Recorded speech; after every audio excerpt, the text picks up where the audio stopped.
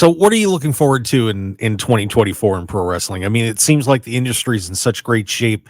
We've got some terrific stuff coming up with AEW now, the Rumble and WrestleMania, with WrestleMania 40 happening, which I'm sure is going to be an incredible affair. We've even got TNA coming back. I mean, this is going to be an amazing year, and with some unbelievable events coming up, especially early in this calendar year. What do you think we're going to see, bud? Unpredictability, because this is a huge year for contracts. This is a big free agent year in pro wrestling, and you're starting to see WWE try to lock up people. Maybe not officially official, but they're inking Cody Rhodes to a big money deal. They re-signed Charlotte. They re-signed Bayley. They re-signed Zelina Vega. You got Seth Rollins' contract, which is coming up. You got Becky Lynch's contract, who's coming up. There's a lot of free agents in AEW, I do believe, as well.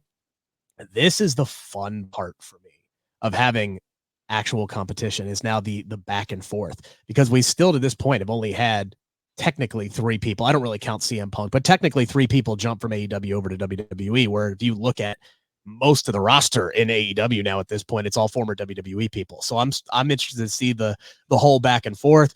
I'm interested to see where Sasha Banks ends up. I know we had reports that she had some contract negotiations with WWE, but those fell through. Those can always be re-upped. I'm seeing people on Twitter like celebrating the fact that she's not coming back to WWE, and I'm just sitting here. I'm like, guys, is she gonna get that money in TNA? I don't think so.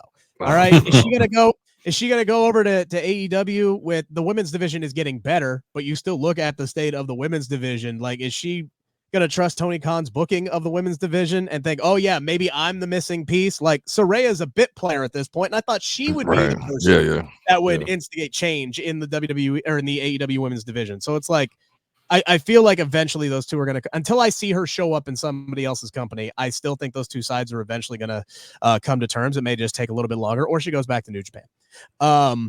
But I'm interested to see that. And yeah, my biggest thing that I'm looking forward to is Cody beating Roman Reigns in the main event of WrestleMania to finally live the dream. And then 5 minutes later, Damian Priest cashes in on him, and we start his road to adversity all over again. That's the prediction. That's what I'm going with right now. That is a dusty finish if I've ever seen one before. He finally freaking does it, and then here comes Damian Priest to cash in and steal the title. Yeah, that'd be classic. Oh, and that's going to be the fun part. A freaking like 4-year title reign ends finally, and then the next guy has it for 5 minutes. Yeah. Oh, insane. And that's going to be the fun part about this WrestleMania season. We have no idea. None. This is going to be a wild next 4 months in WWE for sure.